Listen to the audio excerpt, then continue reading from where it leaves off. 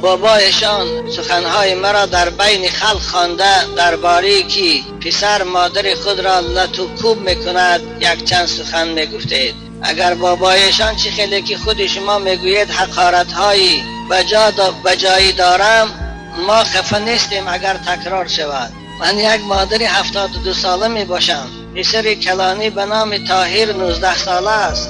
پیش به خودمان خانه کردیم، با خودمان خانهش کردیم. حتی باز آمده طلب پول کرد. بعد برآمده رفتنش من با شاهد همسایم 10,000 پول برآورده به بو دادم. از بین 19 سال گذشت. یک روز با همراهی پسرانش آمده بچه دویمم را لط و کوب کرد. باز بعد چند روز آمده خودم را به شدت در شکمم زد. مرا زنوار حقارت کرد. گفت که فلقت میکشم. بابایشان من خواهش دارم که درباره همین خیل فرزندان ناخلف سخنهای پروردگار را گفته در دیسک‌ها ثبت کرده میشدند. همینجا من انتظارم بابایشان. همین بچه به ایمان من طاهر نام دارد، از دهه جوی بادام. یا الله، من گمان میکردم که دهه جوی بادام خیلی دهه مردم با ایمان و جوانای با اخلاص و زیرا هر باره که ما در محفل های اونها میرویم اینقدر اخلاص و اینقدر جمعیت زیادی جوانا رو دیده من مفتون اینها میشدم. خوب باز هم خفه نیستم، زیرا که در عرفیت میگوین جنگل از خوب و خیر سالی نیست. خوب من به این جوان که نامش طاهر بوده است از این منبر رسول اکرم خطاب میکنم. دادر عزیز، به خاطر این بی‌آدابی که به مادر مهربانت کردی، تو از نگاه اسلام و شریعت عاق هستی. تو از نگاه اسلام محروم از رحمت خدا هستی. تو از نگاه اسلام گرفتار غضب سخت پروردگار خود هستی. تو از نگاه اسلام اگر توبه نکنی انسانی هستی که بوی جنت برای تو حرام است. حتی تو انسانی هستی که تمام بشریت و ملائکه های الهی برای تو لعنت میفرستند. زیرا در روایات هم ما خواندیم من فضل زوجته علی امه فعلیه لعنت الله والملائکه والناس اجمعین. هر فرزندی که همسرش از مادرش بالا داند، به خاطر همسرش مادرش آزار دهد، بر این فرزند لعنت خدا باد، لعنت ملائکه ها باد، لعنت تمام جامعه بشری باد. دادر عزیز، این است مکافات مادری که تو را 9 ماه در رحمش برداشت، نطفه پلید تو را، جنین ناخلف تو را در رحم نازک مادرانش تربیت کرد 9 ماه، که این 9 ماه برای او چون 9 سال گذشت. بیدارخوابی ها، کمخونی ها، وزنینی ها، مادری که برای به دنیا آوردن تو ناخلف طاهر با مرد دستگیربان شد، عذاب مرگ پسی سر کرد، تو ناخلف به دنیا سالم آورد.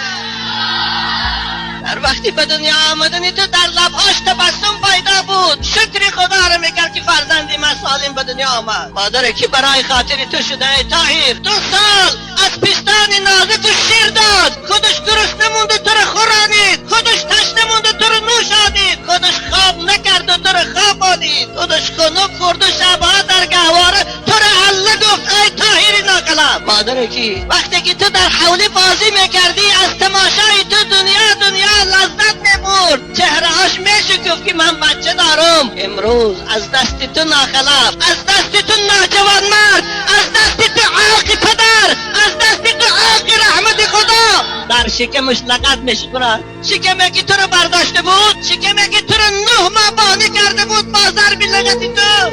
ای ناجوان مرد، حالا هم فرصت داری، حالا هم در نشده است نزد مادر رو، نزد مادر رو دستاش بوسه کن، پاهاش بوسه کن، در پیش پای او خود انداز، توبه کن. والله دل مادر دل مهربان است، دل رحیم است، تو رو توبه قبول میکند، تو رو گناه میگذرد. حالا فرصت داری ای ناخلف، خدا تو رو هدایت کند.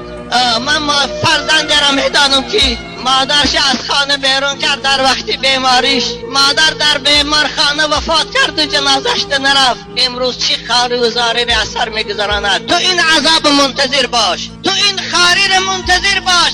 ان همون فرزندانی که امروز در پشتتن والله تو را خار کرده، عذاب داده، تحقیر کرده میکشند. کرد. کما تدین تو دار، چی معامله کردی همان معامله را از فرزند و چشم دار. قرض است کرده های تو بر دوش روزگار، در هر زمان که وقت بیاید ادا کند. این لگتی خداوند پای تو را شل کند، خداوند پای تو را کاخ کند، خداوند پای تو را کلته کند که در شکم مادر زدی. منتظر باش که لگت های فرزند در عشق تو می بیاد. منتظر باش. من عمل صالحا فلنفسه و من اساء فعلیها ثم الی ربکم ترجعون.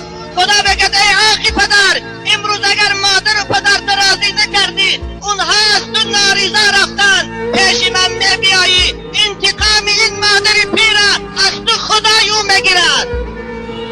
تو دور نمیری. ثم الى ربکم ترجعون. طاهر حالا هم فرصت داری، همراه فرزندات رو پیش مادر سرت در زمین مون، آب دیده کن، گریه کن. والله امید دارم مادر مهربان است، مادر حلیم است، مادر غمخوار فرزند است. باز گناه تو رو میگذارد. من باشم که نمیگذاشتم، اما مادر دل حلیم دارد، دل مهربان دارد، دل سوزنده دارد. وای باز تو رو میبخشد، باز تو رو عفو میکند، باز پیشانی تو رو سیله میکند. باز من باور دارم پیشانی ناخلفی تو رو بوسه میکند. راو حالا هم فرصت داری. طاهر دادر عزیز، حیف جوان مردید، حیف جوان مردید.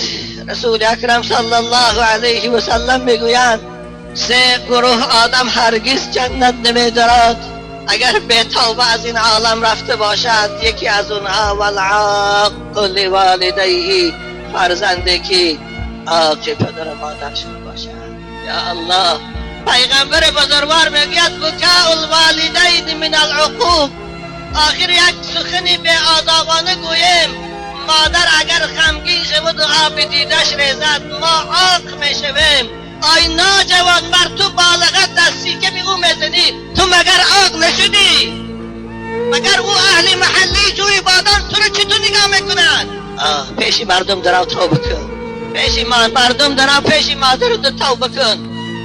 این صدای من که همه جا میشنود، این صدای من با نام ناخلفی. تو طاهر نیستی، تو فاسدی، تو فاسقی، تو ظالمی، تو عاقی، همه جا میشنود. لیکن باز را توبه کن، همراه مادر پیش من بیا، از این منبر ما منظورم مردم رو معرفی میکنم، توبه تو رو آشکار میکنم. شاید اینجا مادرم عیبدار باشد. پدر و مادرای عزیز، وقتی که فرزند ناخلف تربیت کردید، وقتی که فرزند از مسجد دور کردید، وقتی که فرزند احکام ایمان و اسلام تعلیمش ندادید، این است جزای ما پدر و مادر. بنابر همین پیغمبر بزرگوار ما و شما را امر میکنن مرو اولادتون بالصلاة و هم ابناء 7 سنین.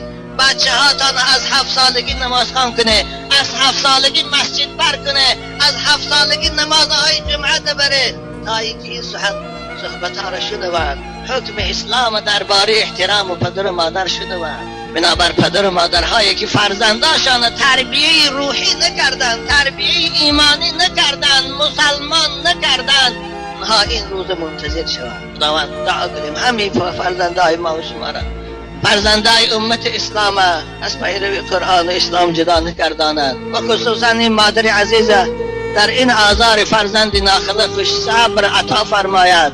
پروردگار تو مقلب القلوب، این طاهر ناجوان مرد حالا فرصت دارد، توفیق عنایتش فرما که رزم مادر رود و توبه کند و گناه های خود بشوید. یکی از ثروتمندها و وزیرهای حکومت جمال عبدالناصر در وقت عبدالناصر شریک خدا لعنتش کند، مادر داشت میگوید، یک مادر، و این مادرم فرزند یگانش همین پسر بود. خوب او رو تربیت کرد، او خوان، دانشگاه خوان، اکادمی خوان، وزیر شد، به مقام وزیری رسید. مادرش با یک دنیا آرزو امید بچه‌ش زن داد، توی کرد، خانه داد. خوب در این باید چند وقتی گذشت، با قضا الهی مادر به کسلی روحی مبتلا شد. مادر تاجکی گویم دیوانه شد، که اونی مدیدی استاده دیوانه شد. هرچند خوب فرزند بیمارخانه خوابانید، هرچند دعاخانی کرد، اما مادر مع الاسف ناز نشد. خوب وقتی که یگانه فرزند بود مادر از بیمارخانه آورد خانه، خانم دمی ایستاد گفته بیچاره مادر عصبی بیان که کسی روحی داشت یک جا ایستاده نمیتانست، اما خودش به خودش گپ زدن میگرفت و میبرآمد بالای پنجم قبط منقبتی خیلی خانهش، باز گپ زده میفرآمد پدیزده. شب خواب نداشت، هر شب حالش همین بود. اوی کسل است او بیچاره، او رو فهمیدن در کار بود.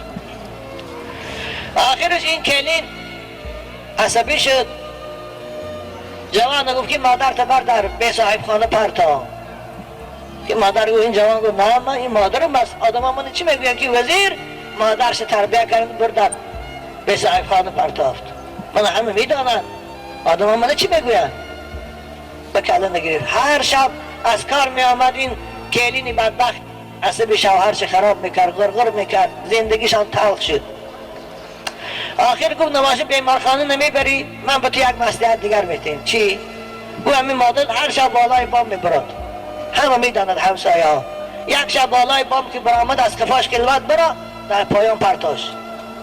کسی فهمه میگه خودش پرتافته است. نه تو خجالت نه من، تو هم خلاص منم خلاص. این واقعیت است از زمین، افسانه نیست. جوان گفت نه من این کار نمی کنم،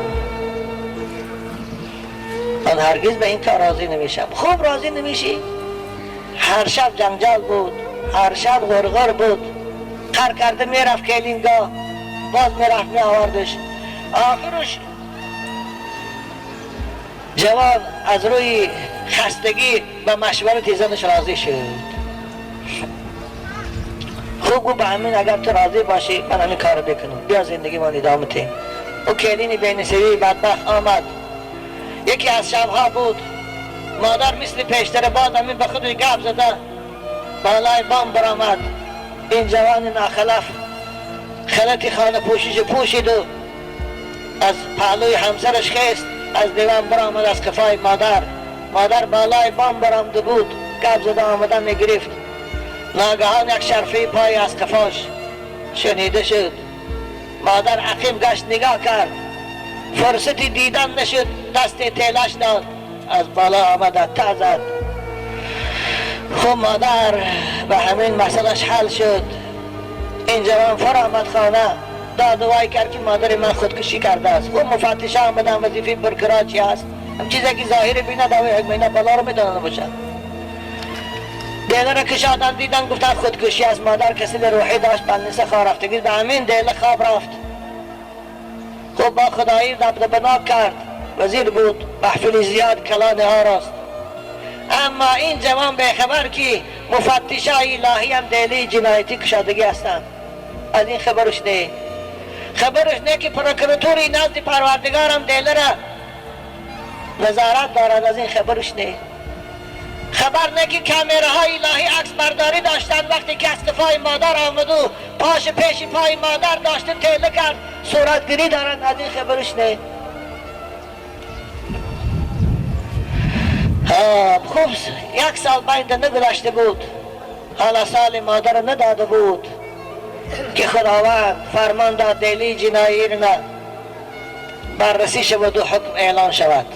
ولا تحسبن الله غافلا عما يعمل الظالمون. خدا میگه شما بے پروا نباشید، من از این ظالم ها، از این جنایتکارا انتقام میگیرم. خدا گفت باید این دلش دیده شود و حکم برارن. یکی از شبها این فرزند در خوابش فریاد کرده از پهلوی زنش خیست، از همون روز عقل خودش از دست داد. همون کسلی مادر، همون کسلی دیوانگی به این جوان یار شد. آخر همون خدایی که اون مادر دیوانه کرده بود همون خدا هست، این از وی خلاص می شود. بچه دیوانه شد. خوب بیمارخانه خوابش کردن فایده نکرد، از کار رفت. خانهش آوردن، چند روز زنش میتان از زن یک با خوشنامه دیوانه زندگی نکرد، با شوهر دیوانه زندگی میکنن. خوشنامه که خانه جدا بود جای خوابش، به او آزار نمیداد، به وی زندگی نکرد و به شوهر دیوانه در پالو زندگی میکند. پرتاف شوهرش برآمد رفت، دیوان در خانه تنها موند، طاقه موند. همون شبه که مادرش برآمده از بالای بام پرتافته بود، همون شب فرا رسید. حکم خدا رو بید. جوان خیست بالای بام برآمد، به خودش گپ زد، تو همون جای مادر پرتافتگی آمد و از همانجا بخش تا پایان پرتافت. نصف شب بود کسی خبر نشد تا سحری همسایه برآمدن، وقتی کاروی دیدن جسد در آنجا خواب است، جسد همون جوان.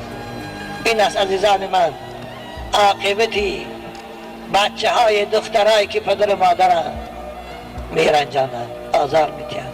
حالا به این تمام نشد، حالا جزای این به این تمام نشد، این فقط جزای دنیوی است، اما برای این عاقی پدر باز جزای دیگر در دوزخ است که رسول اکرم گفتند این الجنه لتوجد ریحها من مسیرة 500 عام لا یجد ریحها عاق لوالدیه. بوی جنت 500 سالینه را میرسد، اما این بوی خوشی بهشت فرزندی که عاقی پدر مادر است نمییابد. حالا اونجاست جزا. بنابراین بچه های خوش رو خداوند همیشه ما را نگه دارد. عمری دراز دهد. پدر مادراتون رو دوست دارید، احترامشان کنید، اونها را دستکاش و سحریا بوسه کنید. من از شما راضی هستم دستی منو بوسه نکنید. من میدونم شما منو دوست میدارید به خاطر اسلام و به خاطر قرآن. من از شما به اینم راضی هستم، فقط شما نمازاتان خانه منو بوسه نکنید، دستی پدر مادراتان بوسه کنید، پیشانی مادراتان بوسه کنید. خدا